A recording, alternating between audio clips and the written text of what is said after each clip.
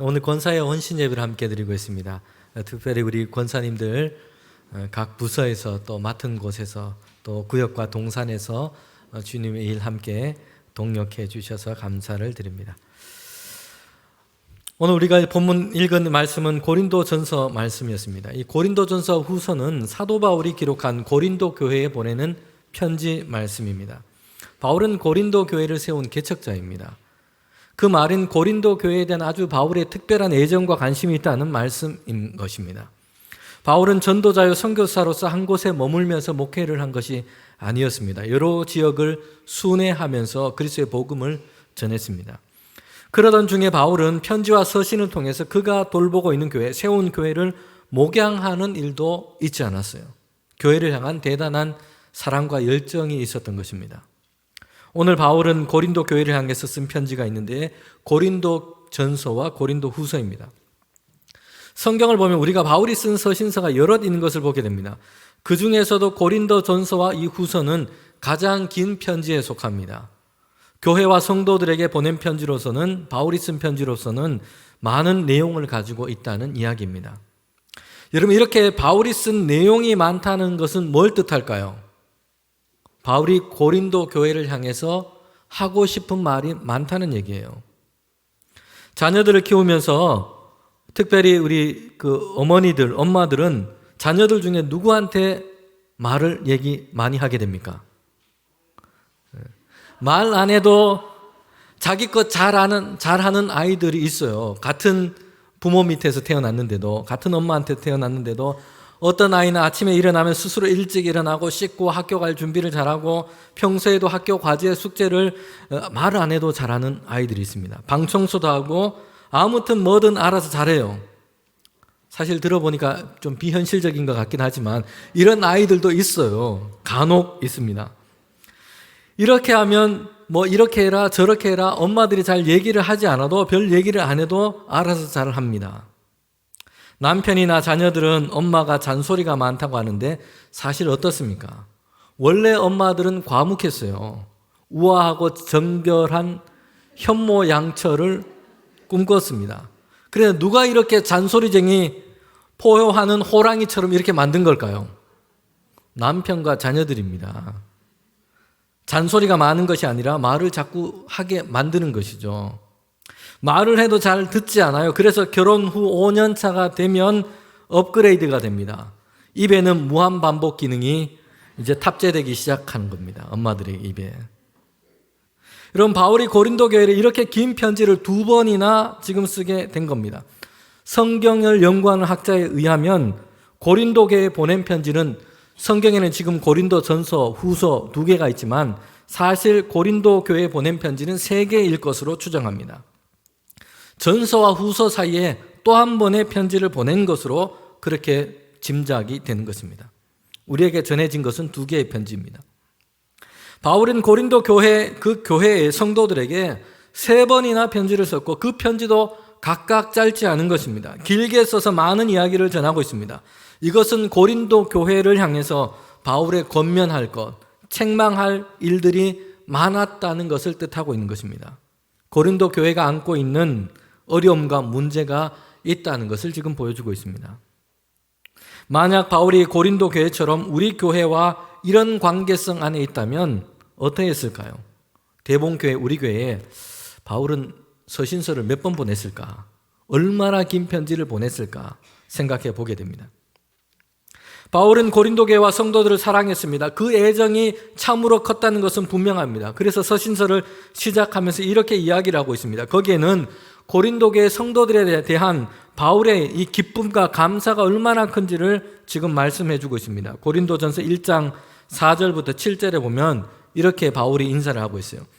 그리스도 예수 안에서 너희에게 주신 하나님의 은혜로 말미암아 내가 너희를 위하여 항상 하나님께 감사하노니 이는 너희가 그 안에 있는 모든 일 곧 모든 언변과 모든 지식의 풍족함으로 그리스도의 증거가 너희 중에 견고하게 되어 너희가 모든 은사에 부족함이 없이 우리 주 예수 그리스도의 나타나심을 기다림이니라.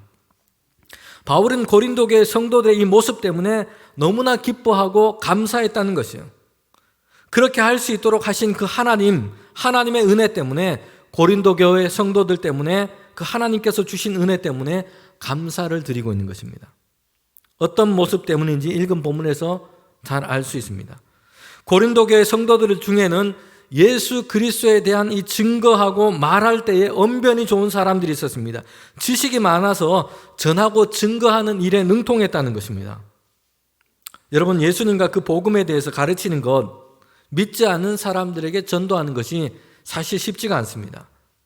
오늘 우리 시대 가운데 우리는 이런 어려움들이 참 많습니다. 전도를 할 때 이것이 쉽지 않다는 것이요. 잠시 지나가는 사람들, 그들을 붙잡고 예수님에 대해서 이야기를 할 수 있는 시간을 얻는 것도 어렵고요. 잘 귀담아 드리려고 하지도 않습니다. 그런데 전도가 어려운 또 한 가지 이유는 한편에서는 예수님에 대해서, 이 복음에 대해서 전하려고 하나 많은 성도들이 뭘 얘기를 해야 될지 모르고 고민하는 경우도 많다는 것입니다. 그래서 전도에 엄두를 내지 못하는 것입니다. 바울이 선교했던 그 시대도 전도는 쉽지 않았습니다. 오늘보다 어떻게 보면 더 어려웠을 수도 있어요. 핍박과 박해가 있습니다. 기독교와 예수님에 대해서 사람들은 알고 있는 것이 거의 없습니다. 박해하고 핍박했던 그런 시대 중에 있습니다. 이런 시대 가운데서도 예수님을 증거하고 성도들 사이에서 예수님에 대해서 가르칠 때에 고린도교의 성도들 중에는 그 언변이 좋아서 말하는 것에 설득력이 있고 사람들에게 잘 증거하고 전하는 사람들이 있었다는 것이요. 지식에 있어서 잘 가르치고 잘 전했던 사람들이었습니다. 여러분, 고린도 교회가 가지고 있는 장점은 여기에 그치지 않습니다. 은사에 부족함이 없었습니다. 각양 은사를 가진 사람들이 고린도 교회에는 많았습니다. 예언하고 방언하고 잘 가르치고 병을 고치기까지 했습니다. 기도하면서 신비한 체험을 했던 이들도 많이 있었습니다. 이 정도면 사실 오늘 사람들이 찾고 좋아하는 그런 교회일 겁니다. 여러분, 오늘에도 은사를 체험하기 위해서 원하는 이름난 교회, 기도원을 찾는 이들이 많이 있습니다. 거기에서 하는 집회에 참석하기 위해서 전국 각지에서 그렇게 시간을 마다하지 않고 모이기도 합니다. 그런데 사실 성령의 역사를 특정한 기도원이나 장소, 특정한 집회나 인도자들에게서 비롯되었다는 식으로 과도하게 열심을 내는 것은 성경적이지 않은 것입니다. 거기에 몰입하는 것은 신앙적으로 건강하지 못한 모습입니다. 성경이 우리에게 가르치는 바가 아니에요. 성경은 어떤 특정한 장소에만 갇혀 계신 성령은 그런 분이 아니세요. 오늘 여기 우리 각자에게 어디에 있든지 성령께서 우리에게 오셔서 역사하시는 것입니다.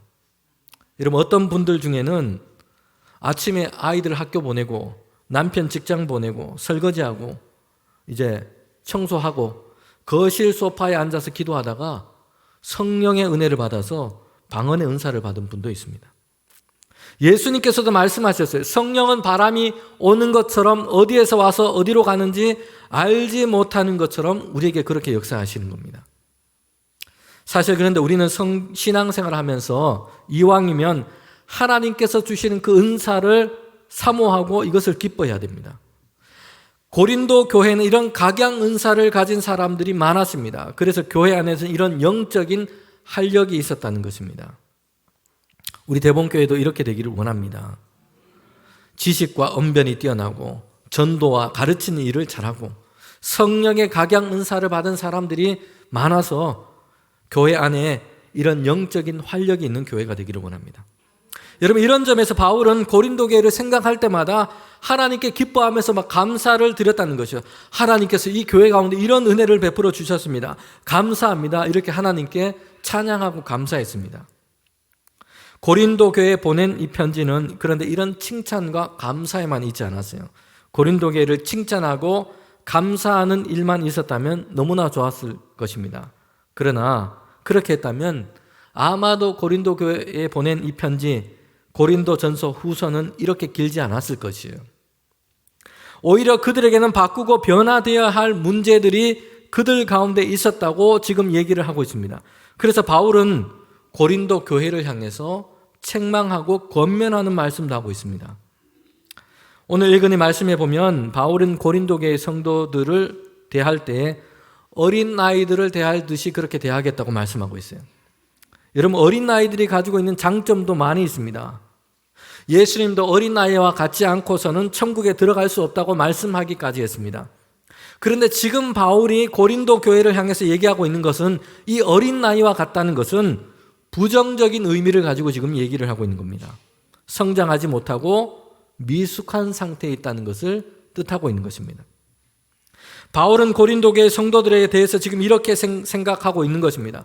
신앙적으로 성장하고 성숙한 어른인 것처럼 생각하고 있지 않다는 것이요. 신령하고 장성한 존재로 대하지 않겠다고 말씀하는 겁니다.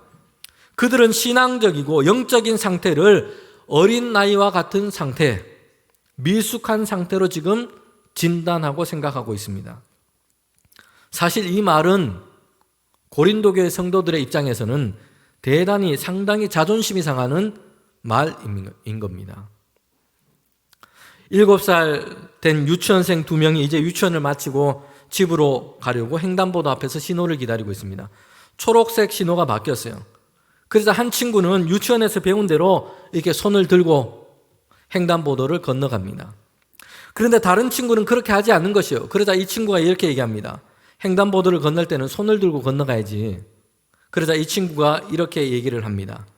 야, 내가 애냐? 이렇게 얘기를 한 겁니다. 7살짜리 어린 유치원생. 여러분, 7살짜리 어린 유치원생도 어린아이 취급당하는 것에 대해서는 별로 좋아하지 않는다는 겁니다. 여러분, 그런데 바울은 고린도 교회 성도들에게 이렇게 말하는 것입니다. 나는 당신들을 어린아이들 대하듯 그렇게 대하겠습니다. 어린아이 취급하겠다는 것입니다. 바울은 지금 고린도 교회 성도들에게 어린아이, 초등학생 정도의 어린아이로 지금 얘기를 하고 있지 않습니다. 아동 1, 2부 정도를 얘기하고 있지 않고요. 유치부 정도도 아니라는 겁니다. 지금 어떻게 대하겠다고 얘기합니까? 2절에 보면 젖먹이로 대하겠다는 겁니다. 젖먹이. 고린도전서 3장 2절 말씀입니다. 내가 너희를 저주로 먹이고 밥으로 아니하였노니 이는 너희가 감당하지 못하였음이거니와 지금도 못하리라. 지금 바울은 고린도 교회 성도들에게 성도들을 젖먹이로 지금 생각하고 있다는 것이요. 그렇게 대하고 그렇게 먹이고 가르치겠다는 겁니다. 밥을 안 주고 젖병을 물려서 그렇게 먹이겠다는 겁니다.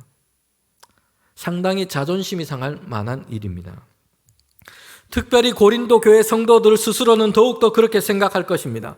고린도 교회 성도들 자신들은 자신들이 정말 신령하고 신앙적으로 탑 클래스에 속한다고 생각을 하고 있었습니다. 은사도 있고 지식에도 능통합니다. 교회 생활도 열심히 합니다. 고린도 교회 성도들 중에는 자신들이 이제 정말 장성한 신앙의 분량을 가진 자라고 스스로 생각하고 있는 겁니다. 그런데 이제 그들이 바울의 이 이야기를 들으면 얼마나 황당하게 느꼈을 것이고 마음속에 자존심이 상했을 것일까요? 젖먹이라고 지금 얘기를 하고 있습니다. 화가 날 만한, 자존심이 상할 만한 그런 지금 이야기를 하고 있습니다. 말하자면 모태신앙의 성경은 30도 했습니다. 교회를 열심히 다녀요. 교회학교 교사도 오래 했고요. 구역장도 했습니다. 권사로 임직도 받았어요. 그런데 마치 처음 예수를 믿는 것처럼 막 교회 생활을 시작하고 신앙생활을 처음 시작하는 새신자처럼 대하겠다는 것입니다. 아무것도 잘 모르는 것처럼 그렇게 생각하고 대하겠다는 것입니다. 기분이 별로 좋지 않지 않습니까? 마음이 상하고 상처받아서 대봉제일교회로 옮길 수도 있습니다. 낮에 어떤 분이 교회 찾아오셨는데 대봉제일교회인 줄 알고 우리 교회 찾아오셔서 얘기를 한참 하고 계셨는데 알고 보니 잘못 오셨습니다. 바울의 눈에는 고린도 교회 성도들은 어린아이처럼 그렇게 대하고 있는 것입니다. 성도들 스스로는 장성했다고 생각했지만 바울이 보기에는 젖먹이 어린아이와 같다는 것입니다. 겉으로 보여지는 어른이지만 실제로 내적인 상태는 어린 젖먹이 같다는 것입니다. 심리학에서 사용하는 용어가 있는데요. 어른아이라는 단어입니다. 성인아이라는 이런 말이 있습니다. 부모나 사회로부터 확대받는 그런 그런 과정이 있었습니다. 가정이 불화를 겪는 그런 경험이 있습니다. 물론 이런 가정에서 다 성장했다고 해서 다 그렇다는 것은 아닙니다. 그런데 이런 성장 과정 때문에 나타나는 그런 몇몇 사람들의 모습이 있다는 것입니다. 신체와 연령으로는 성인인데 내적으로는 어린아이 상태와 같은 것입니다. 몸은 어른이지만 스스로 감정 표현을 잘 못하거나 사람들 사이에서 어떤 독립적인 생활을 잘 하지 못하는 것입니다. 독립적인 자의식을 갖고 있지 못하기도 합니다. 자기 판단에 자신이 없고 타인에 의해서 말하는 것에 의해서 그렇게 의존하기만 하는 것입니다. 다른 사람들의 행동이나 말을 잘못 생각하고 스스로 상처받기 쉽습니다. 삶의 현실을 회피하거나 은둔하거나 외톨이가 되는 이런 경향을 갖기도 합니다. 성인 아이가 갖고 있는 성인 아이라고 불려지는 사람들의 특징인 것입니다. 바울이 생각하는 고린도 교회 성도들의 모습은 성인 아이였습니다. 겉모습은 어른인데요. 신앙의 연수와 열심은 있었는데 은사, 언변, 지식 이 모든 것에는 마치 어른인 것처럼 그렇게 보입니다. 스스로도 신앙적으로 성숙한 사람, 성장한 어른 같다고 스스로 생각하고 있어요. 그런데 바울은 젖먹이 같다고 얘기합니다. 성인 아이라는 것입니다. 밥을 먹일 수도 없고 젖병을 물려야 할 형편이라고 지금 얘기하고 있습니다. 여러분, 왜 바울이 고린도 교회 성도들에게 참 사랑하고 아끼고 감사하고 하나님께서 주신 그 은혜를 따라서 이 고린도 교회를 생각할 때마다 이런 마음이 있었지만 왜 한편에서는 어른아이처럼 그렇게 생각하고 그렇게 권면하고 이야기를 하고 있는 걸까요?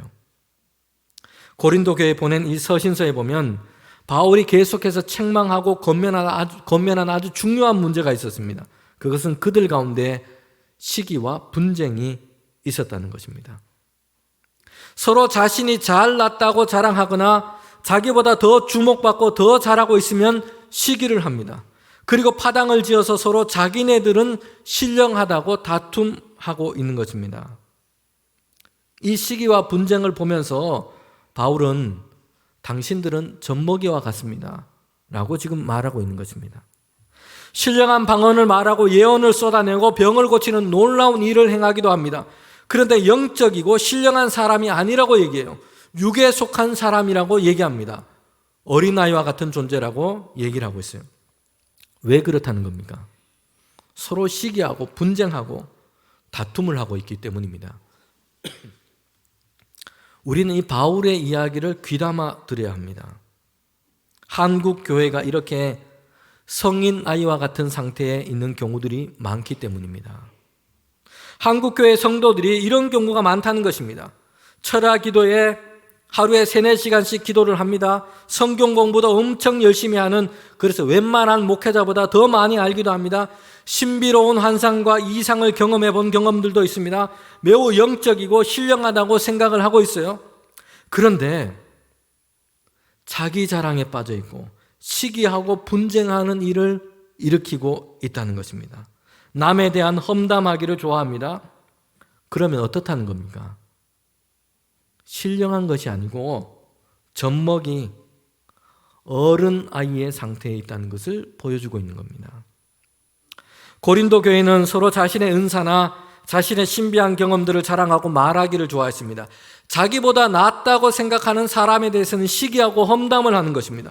서로 당을 지어서 지금 분쟁하고 있습니다. 고린도 교회에는 시기와 분쟁 때문에 파당과 당파가 지금 생겨나고 있습니다. 고린도전서 1장 12절에 보면 내가 이것을 말하거니와 각각 이르되 나는 바울에게, 나는 아볼로에게, 나는 게바에게, 나는 그리스도에게 속한 자라 한다는 것이니. 지금 고린도 교회 안에 이런 당파들이 있다는 겁니다. 서로 당파를 짓고 분쟁을 합니다. 그러면서 자신이 내세울 만한 그 이름을 자기들 그룹 안에 내세우고 붙인 겁니다. 먼저 바울은 고린도 교회의 창립자이자 개척자예요. 그들은 자신들의 속한 이 무리들 가운데 바울의 이름을 붙인 겁니다. 그들은 바울에게 속한 사람이라고 이름을 붙인 겁니다. 또 한 그룹에는 아볼로라고 하는 이름을 붙였습니다. 아볼로는 성경을 잘 가르치고 유명한 교사였습니다. 여러분, 그러자 옆에 있던 다른 사람들의 무리는 다른 무리들은 자신들을 대표할 이름, 결코 뒤지지 않는 그 이름을 가져와서 또 붙인 겁니다. 게바예요. 사도 베드로의 이름을 내건 겁니다. 예수님의 수제자요, 초대교회 안에서 사도인 그의 이름만으로 권위를 가지고 있는 그 이름을 질 수 없어서 또 그 그룹에 붙인 겁니다. 여러분, 그러자 옆에 있던 또 다른 사람들의 이 모임, 그 그룹은 아무도 범접할 수 없는 그 이름을 자기네들을 위해서 갖다가 붙였어요. 우리는 예수 그리스도파다라고 붙이고 있는 겁니다. 여러분, 고린도 교회 이런 파벌과 무리들은 바울이나 아볼로나 베드로나 예수님의 어떤 신성한 가르침, 교훈을 따라서 정말 전심전력하면서 이런 이름을 붙이고 있는 것이 아니에요.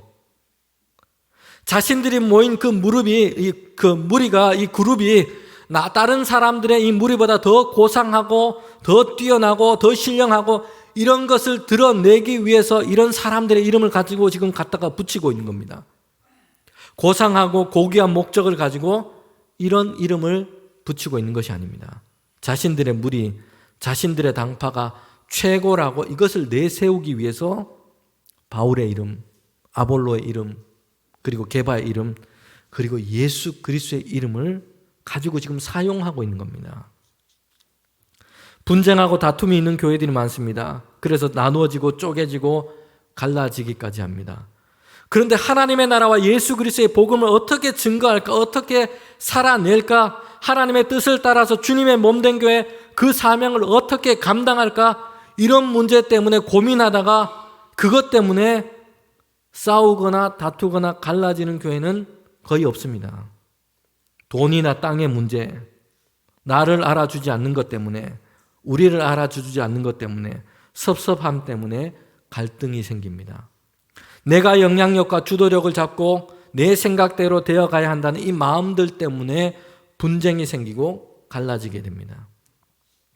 사도 바울은 이렇게 자신을 내세우며 서로 당을 짓고 다투고 있는 것을 보면서 당신들은 육체를 지금 따르고 있습니다. 어린 아이와 같습니다. 책망하고 있는 것입니다. 아무리 은사를 가지고 뭔가 하고 있는 듯해도 서로 자신을 내세우며 편을 가르고 다툼과 분쟁을 하고 있다면 신령한 것이 아니라 장성한 것이 아니라 어린아이에 불과한 것입니다. 바울은 이렇게 어린아이와 같은 고린도 교회를 향해서 강조하면서 얘기를 하고 있습니다. 고린도전서 3장 5절 6절입니다. 함께 읽도록 하겠습니다. 그런즉 아볼로는 무엇이며 바울은 무엇이냐? 그들은 주께서 각각 주신 대로 너희로 하여금 믿게 한 사역자들이니라. 나는 심었고 아볼로는 물을 주었으되 오직 하나님께서 자라나게 하셨나니. 아멘. 여러분, 여기에서 다툼과 분쟁을 하는 어른아이가 아니라 장성한 신앙이 되기 위해서 첫 번째 원리가 무엇인지를 얘기해 주고 있습니다. 그것은 하나님께 집중하는 것입니다. 여러분, 바울은 고린도 교회를 위해서 많은 수고를 했습니다. 맞습니다. 개척자이고 전도자입니다. 복음의 씨앗을 바울이 이 고린도 교회에 뿌렸습니다. 아볼로는 말씀을 잘 가르쳤어요. 사람들을 양육하고 고린도 교회 발전을 위해서 지대한 기여를 한 것 맞습니다. 그런데 고린도 교회는 바울이냐 아볼로냐 그들을 믿고 기념하는 그런 모임이 아니라는 겁니다. 모든 것을 계획하고 이루시는 것은 하나님이세요. 바울이든 아볼로든 그리고 모든 성도가 이 하나님을 주목하고 하나님을 경외하는 것이 교회인 것입니다. 여러분, 사도행전에 보면 베드로와 요한이 제9시의 기도 시간에 예루살렘 성전에 올라가다가 미문 앞에서 구걸하고 있는 안전뱅이를 보게 됩니다. 어느 날 베드로와 요한이 이 안전뱅이에 이렇게 얘기합니다. 내게는 금과 은이 없지만 내게 있는 것으로 너에게 준다. 예수 그리스도의 이름으로 일어나 걸으라.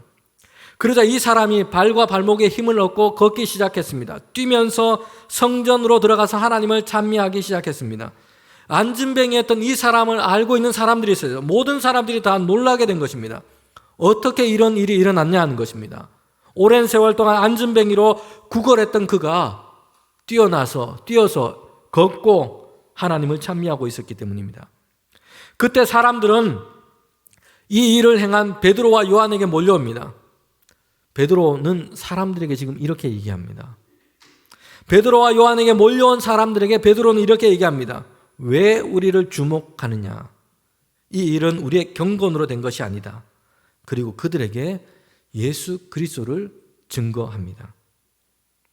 성도 여러분, 이것이 젖먹이가 아니라 어른의 신앙, 성장한 신앙인 것입니다.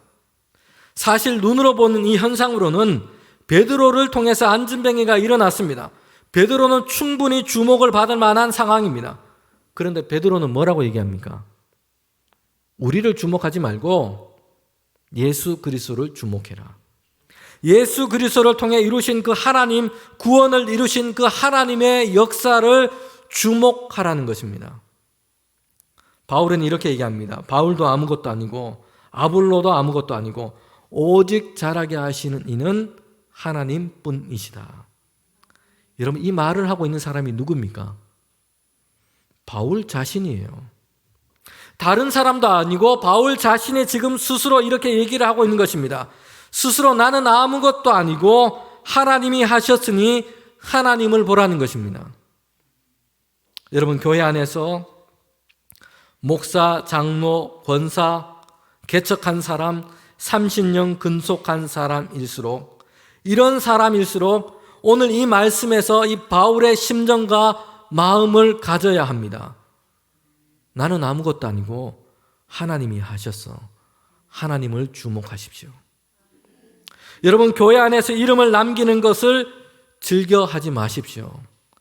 사역의 필요와 안내를 위해서는 이름을 남길 수 있습니다. 그러나 자신의 명예와 영광이 될 수 있는 곳이라면 할 수만 있는 대로 이름 남기는 것을 거절하십시오.